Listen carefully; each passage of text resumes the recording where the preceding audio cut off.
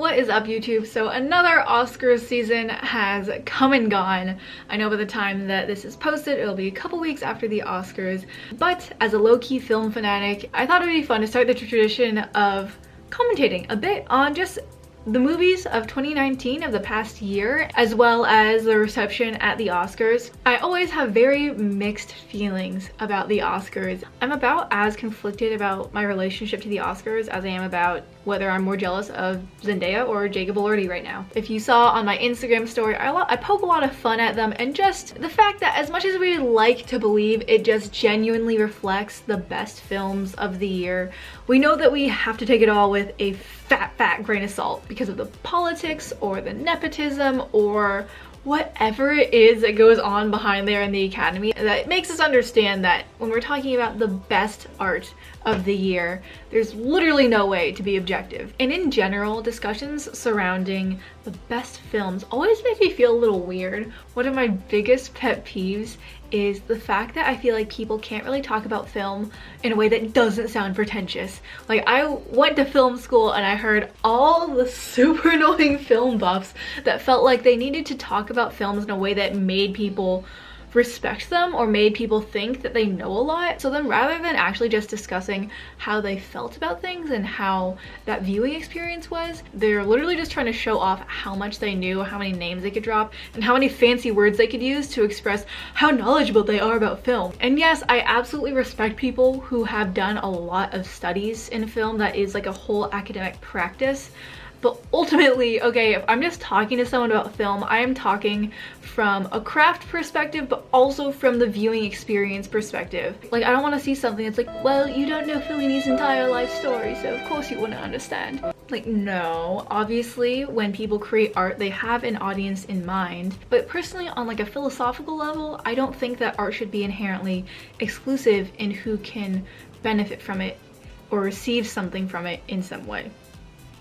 And I'm all open to people disagreeing with me on that. But for the purposes of this video though, know that I will be categorizing some of the best films from 2019 as well as some of the worst based off of the viewing experience that I had and whether I felt like I got something out of it. Emotional, intellectual, psychological, whatever. I am trying to just talk about films in a way that is informed but also inclusive. These are films that I simply would just suggest or not suggest to a friend. This is a really long rambly intro, but without further ado, let's just talk about some of my favorite and least favorite films that I watched in 2019. I have 6 that I would consider the best, not in any order, 2 that I consider some of the worst, and then a couple honorable mentions and some shorts that I would recommend. So let's start with 2 films that I really did not enjoy. This doesn't mean that I think that they're necessarily bad movies, but I just wouldn't recommend them to a friend. One being The Assistant. This highlights the experience of a young girl who's an assistant to an executive in Hollywood, very Harvey Weinstein-esque. And it literally follows her in like almost a minute by minute play of a day working for this guy and just discovering all of the horrible subtle things that he's doing to women and not being able to talk about it. On an artistic level, I think this film was super well done. It really makes you think, and it really just makes you feel viscerally like how horrible of an experience and a reality this is. But it was really kind of dismal, and it also, I feel like, didn't show me anything that I didn't already know about the industry or how I imagine it must be to be in those situations. Like, you knew what was going on and you knew how it was gonna go, and then it went exactly how you expected, and then it ended. Next is The Lion King. I'm sorry, I love Disney, but The Lion King is just a bad idea. I do not want to see any more live action remakes of animals that can't express with their eyebrows and that just speak like Beyonce. I think that there's something really precious about older animation styles that are less realistic but that can really capture like the essence and the heart of a character and of a story. I try to be more positive than negative. Those are the only 2 where I was just like, The Oscars goes through so many films and I know it's so hard to choose what is actually worth watching or not. So here are 6 from 2019 that I think are absolutely worth watching. Starting with Tarantino, Once Upon a Time in Hollywood. This won plenty of accolades in the Oscars, so I'm sure you might have already been planning on watching it. Yeah, Tarantino just did such a fantastic job of capturing Hollywood in 1969. I wasn't even born then, but the world was incredible. The acting, fantastic. I love Brad Pitt and Leonardo DiCaprio. I think they did so well playing off of each other. One thing about Tarantino films is, well, like obviously it's Hollywood in the 60s. No people of color. Like none. Where are they? I know he's recreating history in a certain sense, but that's something that I always think about when I'm watching a movie. It's like, what is this movie saying? And how are these characters being used in our like larger cultural landscape? But yes, overall, a fantastic film. I hope you're okay with violence and feet, at least in small doses. Film number 2 that I recommend was low-key snubbed at the Oscars in my opinion, as were many female directors. I think Lulu Wang did a fantastic job directing The Farewell, and Awkwafina's performance was like truly groundbreaking in my perspective. I never expected something like that from her. The movie is overall beautiful, and though it's targeted primarily at an Asian American audience, I think that the story and the differences of generations and different cultures that it showcases is really a story that should be seen and understood by everyone. Knowing how diverse the range of thought is within a culture between even just 1 or 2 generations is really fascinating to see. And also the way that relationships are captured in that movie I thought was really subtle and beautiful. Film number 3 that I would recommend is Ford vs. Ferrari. This was also another dude's film, definitely highlighted by the Oscars. One of my friends, he described it as a horse girl movie, but the horses are cars, which I thought was hysterical, but also kind of accurate. What I really loved about this movie though was just like the editing and the sound and everything that it made you feel when you're like going on these races. I was so emotionally engaged in this story. Movie number 4 that I would recommend for this year is Little Women. I'm so confused why Greta Gerwig wasn't nominated for Best Director. Again, where were all the women and people of color? Of course Parasite was there, but like other people of color in these category nominations, I don't know. Once again, can't find them. But I thought Greta Gerwig's take on how to modernize but also maintain the integrity of the story was so interesting. I thought it was so well done. The acting was so good. Saoirse Ronan and Florence Pugh and Timothée Chalamet, oh my gosh, and Laura Dern.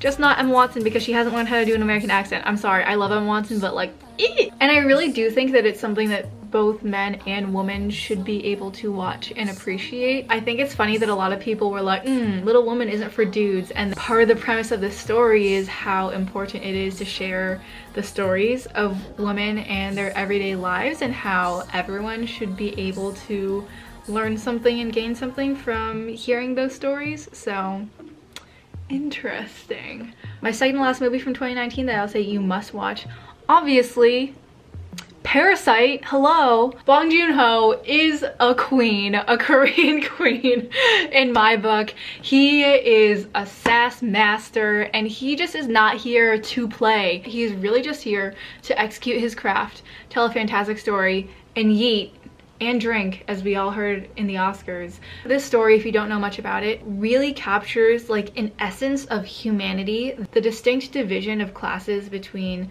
the rich and the poor, and the way that everyday things impact them was so fascinating and like really highlighted on the screen in this movie. And this movie just captured such an interesting balance of humor but also horror and just everyday tragedies. I think the performances were also really good, and obviously this movie winning 4 Academy Awards in one night as the first 4 awards that any Korean filmmaker has ever received at the Oscars.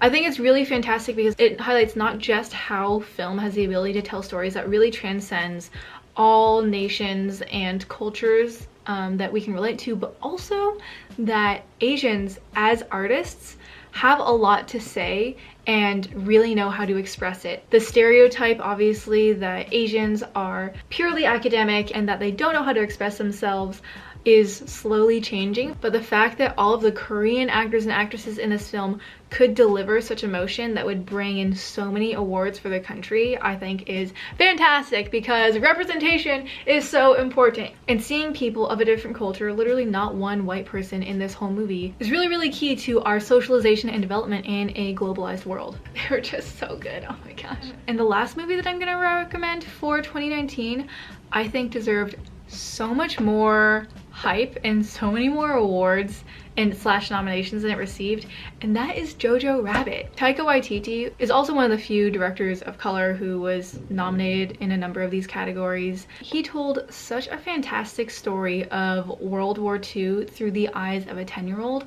and I think a lot of people were worried that this movie was Nazi sympathetic. No, Taika Waititi is Jewish, and he played Hitler in the movie. It was absolutely not trying to like gain sympathy for Nazis, but it did highlight the impact of war and these regimes on young kids and the ways that kids are learning to perceive the world in such politicized areas. I personally thought this movie was everything I would ever want to see or make in a film.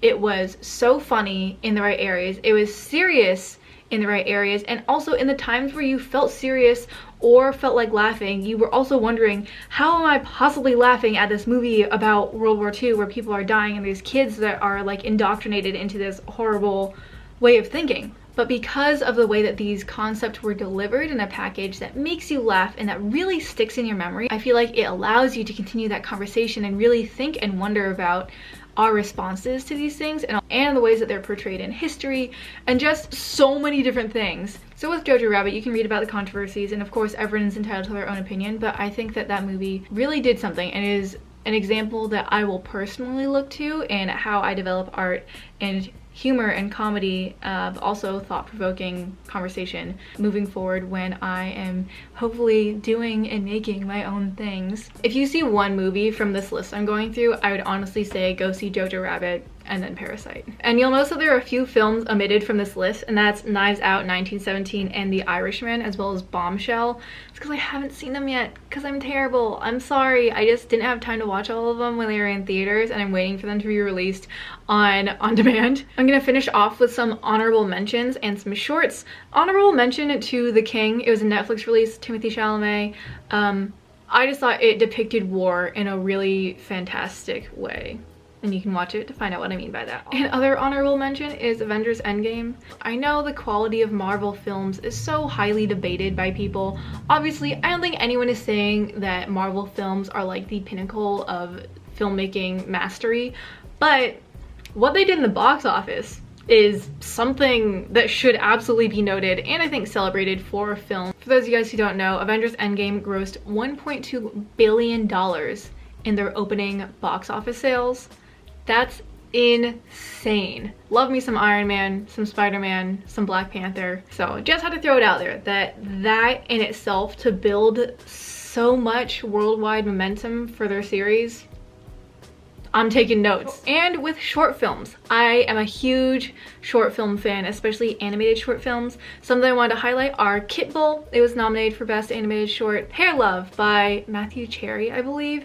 About a father and his relationship with his daughter and normalizing black hair in the media. It was such a heartwarming story, but also touched on some topics that are really pertinent in our country right now, of black hair being discriminated against very, very actively. Highly recommend. I thought Hounds was also a wonderful short film about the relationships between children and parents and growing up and independence. And then Rubicon is a really funny, cheeky short film that, even though it's really comedic, underlying the story is a discussion of how we solve political issues. So if you're a shorts person, can only spare like 5 to 10 minutes, highly recommend those. But anyways, I know this was a very long, rambly video on film, my thoughts on film, and also just some fantastic movies you should see or maybe not see this year. But I hope you guys enjoyed. I do really enjoy being able to talk about movies, and let me know in the comments below what your favorite movie of 2019 was. I just want to know what you enjoyed, what made you feel something, what made you think, and maybe I'll go watch it if I haven't seen it yet. Other than that, be sure to give this video a thumbs up and let me know in the comments below if you enjoy these discussions of more like pop culture-y art things. I'd love to be able to create more content for you guys pertaining to film and media if you guys are interested in that at all. But if you have not yet subscribed, please be sure to do so. Join the J team where no one's a bench warmer, everyone's a playmaker, and turn on bell notifications. And if you'd like to see more from my everyday life, be sure to follow me on all my social medias. There's always linked down below and just thrown somewhere on the screen. Thank you guys so much for watching. Love you, Jesus loves you, and I'll see you in the next one. Peace!